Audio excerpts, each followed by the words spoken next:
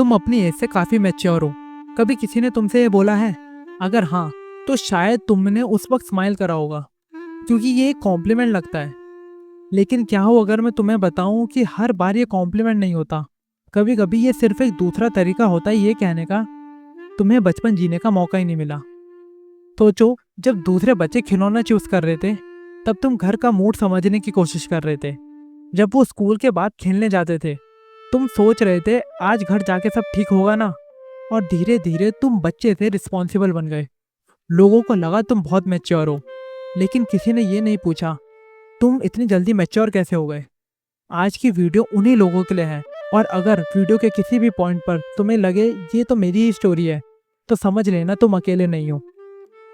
सबसे पहले एक बात क्लियर करते हैं, हर मैच्योर चाइल्ड का चाइल्डहुड ट्रॉमेटिक हो ये ज़रूरी नहीं, लेकिन बहुत से बच्चे अपनी एज से पहले इमोशनली बड़े हो जाते हैं। कभी पेरेंट्स की फाइट, कभी फाइनेंशियल स्ट्रेस, कभी घर की रिस्पॉन्सिबिलिटी, कभी सिर्फ इतना कि उन्हें कभी बच्चा बनने का मौका ही नहीं मिला।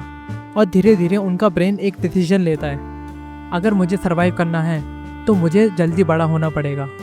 यहीं से शुरू होता है द मैच्योर चाइल्ड। और सबसे डेंजरस बात, बहुत बार ये प्रोसेस इतना स्लो होता है कि उस बच्चे को खुद भी पता नहीं चलता कि उसका बचपन कब ख़त्म हो गया।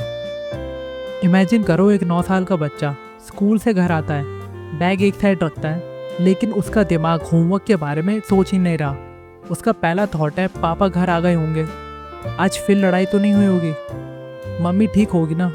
अब ज़रा इसी सीन को कंपेयर करो उसी एज के एक दूसरे बच्चे से, जो घर आते ही टीवी ऑन करता है और बस कार्टून देखने लगता है। दोनों की एज सेम है, लेकिन दोनों की दुनिया अलग है।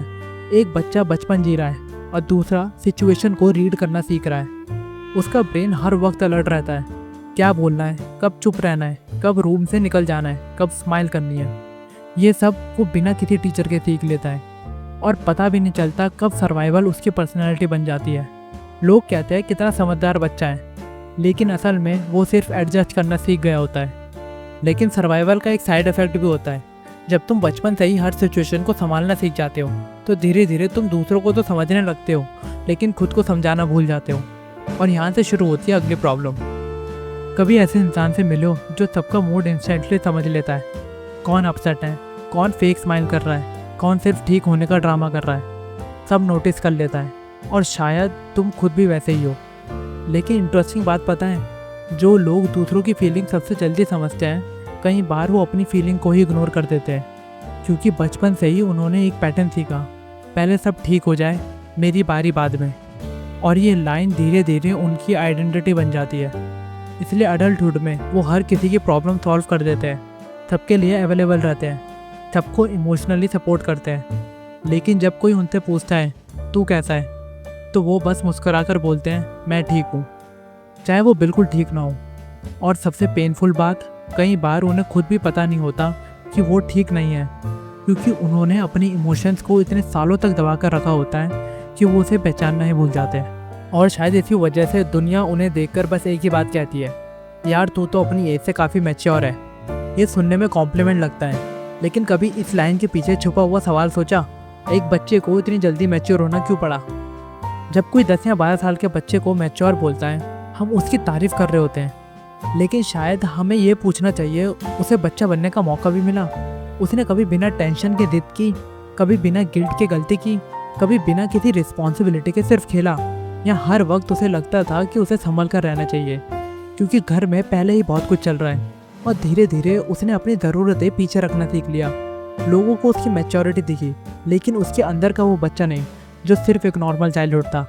लेकिन बचपन सिर्फ यादों में नहीं रहता, वो बड़े होने के बाद हमारे रिलेशनशिप में भी साथ चलता है, और इसीलिए अगला इफेक्ट और भी गहरा होता है। अगर तुम बचपन से ही हर प्रॉब्लम खुद हैंडल करते आए हो, तो धीरे धीरे तुम्हारा ब्रेन एक बिलीफ बना लेता है, मैं सिर्फ खुद पर डिपेंड कर सकता हूँ। इसलिए जब कोई जेन्युइनली तुम्हारी हेल्प करना चाहता है, तुम ऑटोमेटिकली बोल देते हो नहीं मैं मैनेज कर लूँगा, चाहे अंदर से तुम बिल्कुल थक चुके हो। हेल्प की ज़रूरत सबको होती है, फ़र्क सिर्फ इतना है कुछ लोग मांग लेते हैं और कुछ लोग कभी सीख ही नहीं पाते। और जब इंसान हर चीज़ अकेला हैंडल करता रहता है, तो उसका दिमाग एक और हैबिट डेवलप कर लेता है, हर सिचुएशन को ओवर एनालाइज करना। कभी किसी के नॉर्मल मैसेज ने तुम्हारा पूरा मूड ख़राब करा है? तुम सोचने लगे होगे कि क्या वो नाराज़ है, मैंने कुछ गलत बोल दिया, कई बार ये सिर्फ ओवर थिंकिंग नहीं होती, ये वो ब्रेन होता है जो बचपन से हर छोटे सिग्नल को नोटिस करना सीख गया था। उस वक्त ये सर्वाइवल था, आज वही हैबिट, एंजाइटी और ओवर थिंकिंग बन सकती है। जो लोग वक्त से पहले मैच्योर होते हैं उनमें एक क्वालिटी बहुत कॉमन होती है, एम्पैथी।